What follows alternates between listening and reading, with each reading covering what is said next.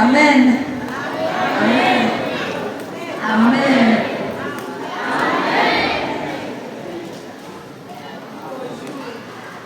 Bonjour.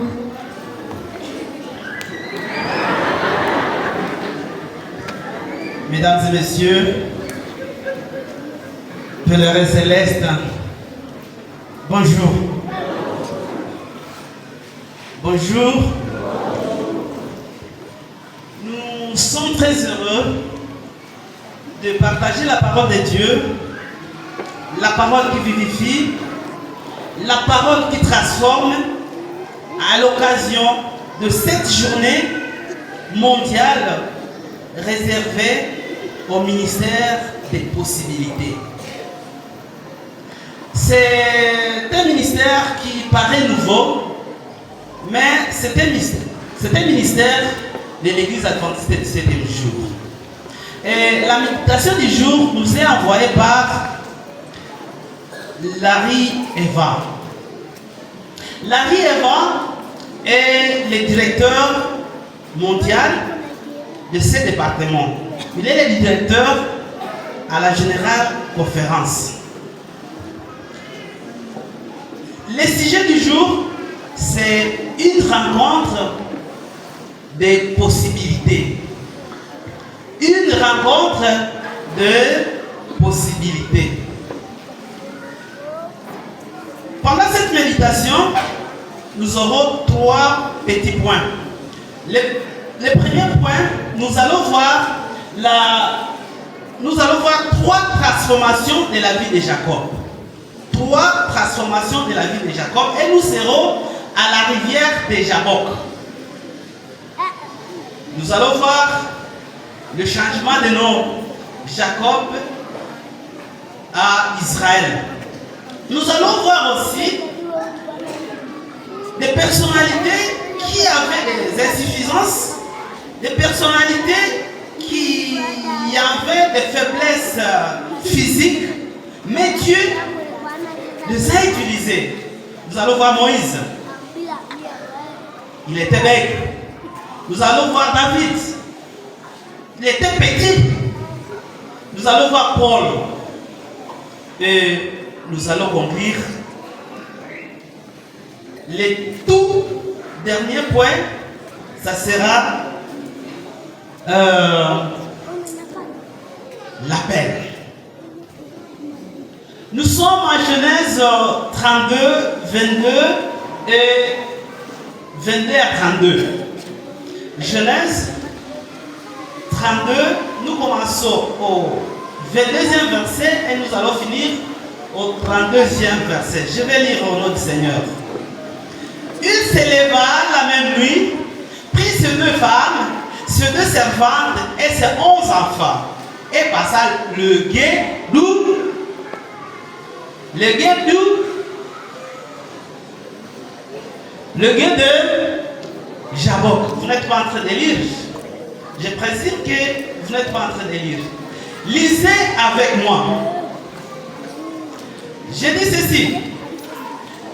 Il s'éleva la même nuit, prit ses 2 femmes, ses 2 servantes et ses 11 enfants et passa le gué de Jabok.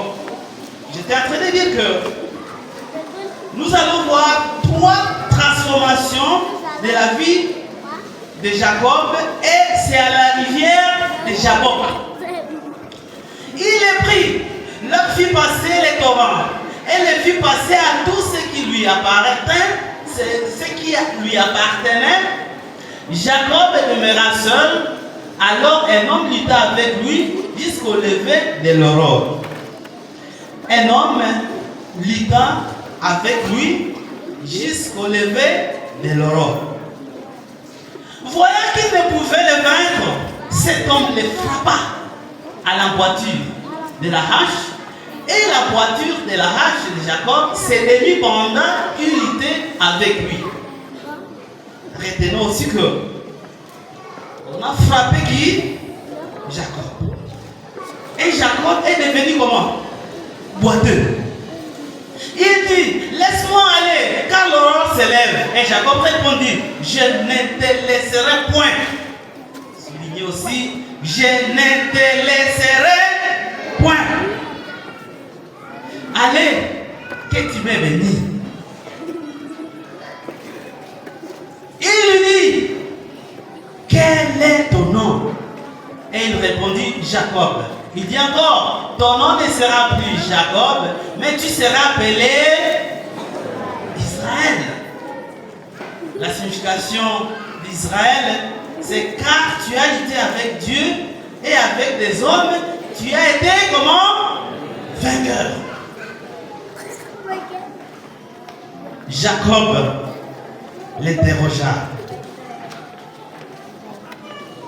Jacob l'interrogea. Jacob l'interrogea en disant, fais-moi, je te prie, connaître ton nom. Il répondit, pourquoi demandes-tu mon nom? Et il le bénit là. Jacob appela ce lieu du nom de Péniel, car dit-il, j'ai vu Dieu face à face et mon âme a été sauvée. Par cette lecture, est-ce qu'on peut dire Amen? Est-ce qu'on est ensemble? On peut dire Amen?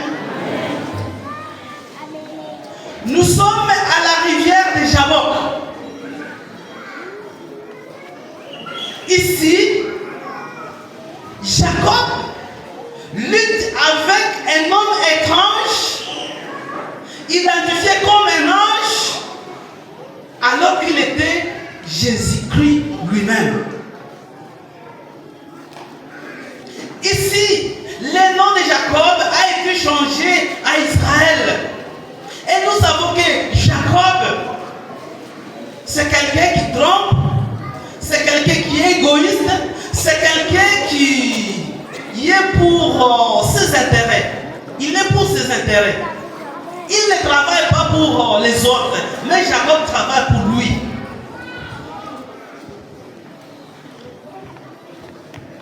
Le nom de Jacob a été changé à Israël. Et Israël, nous venons de voir, signifie celui qui lutte avec Dieu et avec les hommes. Et il est sorti vainqueur. Bien-aimés dans les Seigneurs, le changement des noms de Jacob implique aussi le changement de son caractère. Le changement des noms de Jacob signifie aussi changement de la vie. Pour dire quoi? Pour dire que Dieu est capable. Il est capable de changer ton identité. Dieu est capable de changer ta vie. Dieu est capable de changer ton caractère. Dieu est capable de changer tout ce qui était sombre et devient lumière. Du zéro à héros, du néant à géant, de la prison à la présidence, de la faiblesse à l'endurance. Amen. Il est possible que ton caractère change. Il est possible que ta vie change. Il est possible que tu deviens un autre homme, que tu deviens une autre femme, que tu deviens un autre garçon, que tu deviens une autre fille. Amen. Qu'est-ce que Jacob avait fait? Qu'est-ce que Jacob avait fait? Jacob a... Qu'est-ce qu'il avait fait? Pour que son nom soit changé. Jacob a lutté. Jacob a lutté. Le changement du caractère, le changement de la vie ne vient pas du tic au tac. Il faut lutter. Il faut lutter. Il faut persévérer. Il faut endurer. Qu'est-ce que Jacob a dit? Je ne te lâche pas. Je ne te laisse pas. Je ne te lâche pas. Pourquoi? Parce qu'il a reconnu qu'il est faible. Il a reconnu qu'il n'est rien. Mais il est devant quelqu'un qui est puissant. Il est devant quelqu'un qui est fort. Il est devant quelqu'un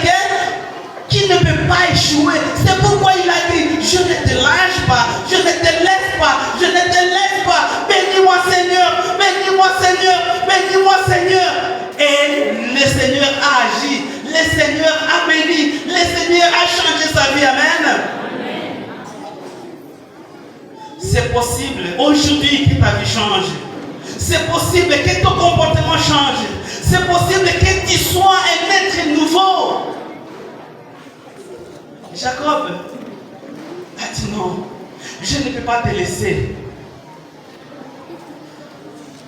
Le changement va dépendre de ma relation avec celui qui n'échoue jamais. Celui qu'on appelle le Tout-Puissant. Ce changement va dépendre de cette relation. Comment renforcer cette relation pour que ma vie change, pour que ta vie change? Comment renforcer cette relation? C'est l'endurance, c'est la persévérance.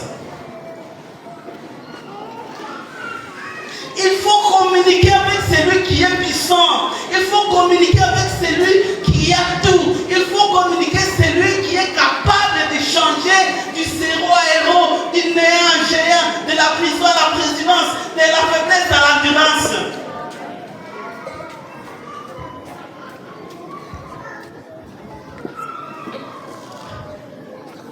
Ta relation avec l'Éternel compte. Nous trouvons Dieu, c'est dans la prière. Nous trouvons Dieu dans la lecture de sa parole.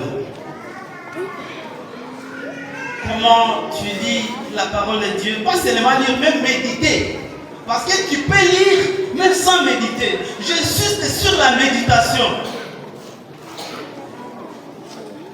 Comment tu pries? Tu pries comme on nous a enseigné. Papa Mungu, continue la Yesu, amen. Et c'est fini. Non, on peut prier à l'école primaire, notre Père, mais on ne comprend rien ce que nous sommes en train de prier. Quelle est cette relation? Comment tu pries? Comment tu médites la parole? Je dis ceci. Le changement de ta vie, le changement de ton caractère dépend de ta relation avec l'Éternel, celui qui est puissant. Ici, nous allons, comme nous avons lu, au cours de la lutte, Jacob a été blessé à l'articulation de la hanche et devenu boiteux. Cette blessure physique symbolise la fragilité humaine et sa dépendance à Dieu. Pour dire quoi? Une fois que tu te reconnais faible, qu'est-ce que tu vas faire? Tu vas être aux côtés des forts. Une fois que tu te reconnais sans puissance, tu vas chercher quelqu'un qui est puissant. Et c'est ce que Jacob a fait. Et c'est pourquoi il est boité. Il s'est reconnu boité pour que, à chaque instant, il cherche celui qui est comment? Celui qui est fort. Bien-aimés dans les Seigneurs, une fois nous nous reconnaissons forts, c'est fini. Il est difficile de chercher celui qui est fort. Parce que tu te reconnais capable. Tu te reconnais juste. Tu te reconnais le chrétien plus que les autres. Tu te reconnais que tu es... Mais une fois que tu te reconnais que tu es handicapé, tu vas chercher celui qui a les pieds. Tu te reconnais que tu n'as pas la parole facile, tu vas chercher celui qui a la parole facile. Tu te reconnais que tu ne connais pas à saluer, tu vas chercher celui qui connaît saluer. Jacob a été blessé. Et il est devenu handicapé. Il a eu des faiblesses physiques pour que, à chaque instant, puisse dépendre de qui? De Dieu. Une fois, tu te reconnais que tu es vraiment, tu es en forme, tu es dans des difficultés. Dieu a utilisé des hommes qui ont des parlons de Moïse. Moïse était bête. Moïse n'avait pas la parole facile. Mais Dieu l'a utilisé pour qu'il délivre les enfants d'Israël, les enfants de près de la main de Pharaon, de l'Égypte au Canaan. Il était bête. Mais Dieu l'a utilisé. Il a utilisé aussi David. On devrait négliger David. On devrait négliger David. Ah, c'est petit, c'est petit, c'est petit. Il y avait des géants. Il y avait des adultes. Mais Dieu dit, voilà les petits que je vais utiliser. Il ne faut pas négliger les enfants. Il ne faut pas négliger les infirmes. Il ne faut pas négliger les handicapés. Il ne faut pas négliger. Il faut reconnaître qu'ils sont aussi capables. C'est vraiment difficile de changer alors que tu te reconnais au complet. Il sera difficile. Et Luc 18, le 14e verset, à ce point B. Luc 18, le 14e verset. Je suis en train de voir, il n'y a pas quelqu'un qui jette ses yeux dans la Bible. Peut-être c'est à cause de la projection. Vous êtes habitué à la projection. On fait tout pour vous. Luc 18, le 14e verset nous dit à sa partie B, quiconque s'élèvera sera abaissé. Et celui qui s'abaissera sera élevé. Pour dire quoi? Si tu te reconnais que tu es capable, que tu es tout, c'est toi, c'est toi, c'est toi. À la période de Mobutu, on disait Ngai. Donc, Ngai na soyeba. Ngai. Il sera difficile que Dieu opère les miracles dans ta vie. Ici,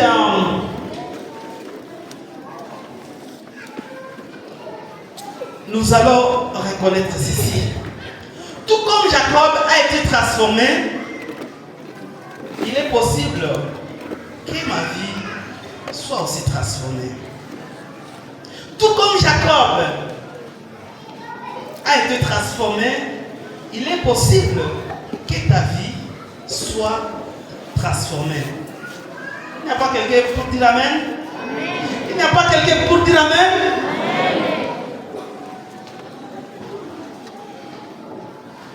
Dieu est capable de changer ta vie.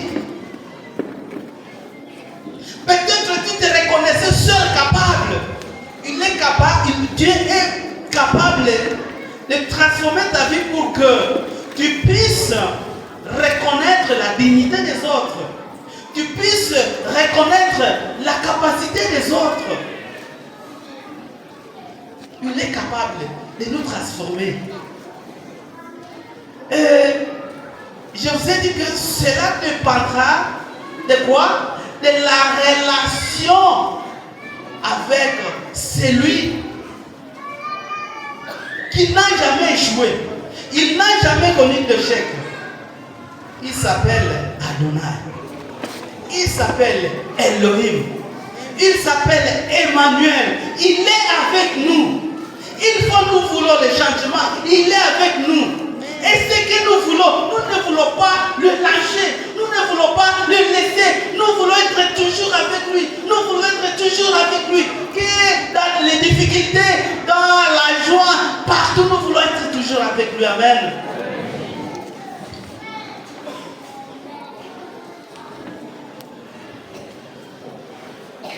Tu as longtemps marginalisé les personnes vivant avec handicap. Tu as longtemps stigmatisé les personnes avec handicap. Nous devons reconnaître qu'ils sont aussi créés à l'image de Dieu. Et Dieu les aime.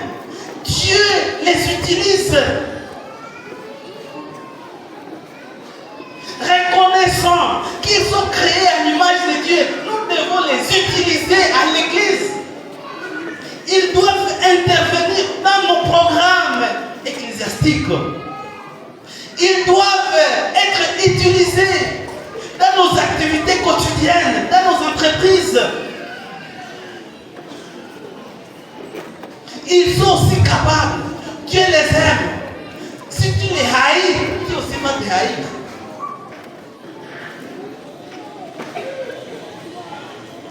Ils ont aussi un rôle vital à jouer dans les plans de la rédemption. Nous devons les intégrer.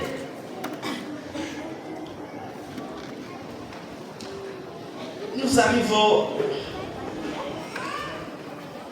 à l'étape de l'appel. Qui parmi nous demande à Dieu d'opérer une transformation dans sa vie? Qui parmi nous demande à Dieu d'opérer un miracle dans sa vie? Il va se manifester à levant la main. Une fois, tu dis, j'aimerais un changement dans ma vie. J'aimerais une transformation dans ma vie. On peut le manifester. Que Dieu vous bénisse. Que Dieu vous bénisse. Deuxième question. Deuxième appel. Qui parmi nous se décide de ne point lâcher Dieu et aimerait le changement dans sa vie, et pour montrer qu'il ne va plus lâcher Dieu, c'est lui qui est fort, c'est lui qui est capable, c'est lui qui n'est pas handicapé, mais nous tous nous sommes des handicapés, et il aimerait les témoigner par les eaux baptismales.